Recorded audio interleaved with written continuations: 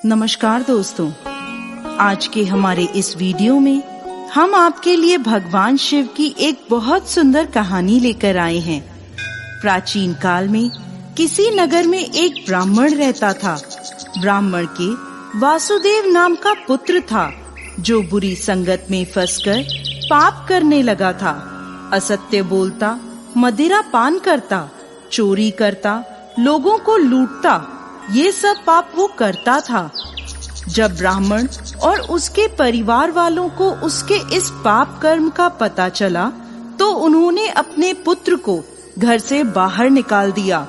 वो पश्चाताप करने दूसरे नगर में चला गया। अपना पेट भरने के लिए भीख मांगने लगा, लेकिन जो पाप कर्म उसने किए थे, उसके फलस्वरूप उसके कोढ़ निकल आया। उसके शरीर के अंग गलने और सड़ने लगे। वो अत्यंत दुखी रहने लगा और नदी किनारे एक वृक्ष के नीचे अपनी कुटिया बनाकर उसमें रहने लगा। उसकी इस दशा पर तरस खाकर दया कर लोग उसे वहीं कुटिया में कुछ भिक्षा दे जाते। कोई खाने को दे जाता तो कोई पहनने को वस्त्र आदि दे जाया करता था, जिससे उसका गुजारा होने लगा।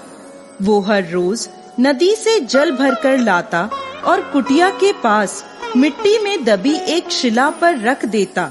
ऐसा करते समय कुछ जल उसके मटके से उस शिला पर गिर जाया करता था। ऐसा उसके साथ हर रोज होता।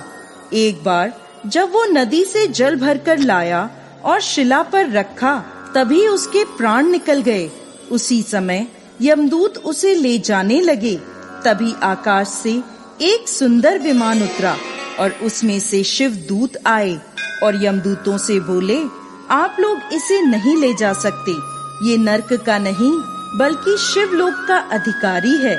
यमदूत बोले, इसने सारी उम्र बड़े पाप किए हैं। इसके पाप कर्मों के फलस्वरूप इसके परिवार ने भी इसे त्याग दिया, इसलिए ये नर्क के योग्य है।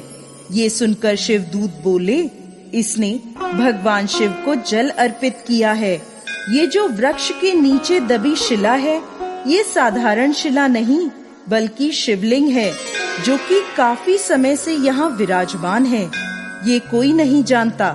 इस ब्राह्मण ने अनजाने में ही सही पूरे महीने महादेव को जल चढ़ाया है, इसलिए ये यमलोक का नहीं बल्कि शिवलोक का अधिकारी बन गया है।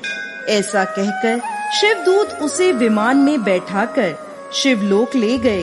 इस प्रकार दोस्तों, जो व्यक्ति महादेव को जल अर्पित करता है, भोलेनाथ के मंत्र ओम नमः शिवाय का जाप करता है, इस कथा को सुनता है और सुनाता है, वो शिवलोक को प्राप्त करता है। तो दोस्तों, कैसी लगी आपको आज की हमारी भगवान महादेव की ये कहानी? हमें कमेंट बॉक्स में लिखकर जरूर भेजिएगा और साथ ही साथ हमारे इस चैनल को सब्सक्राइब करना ना भूलें।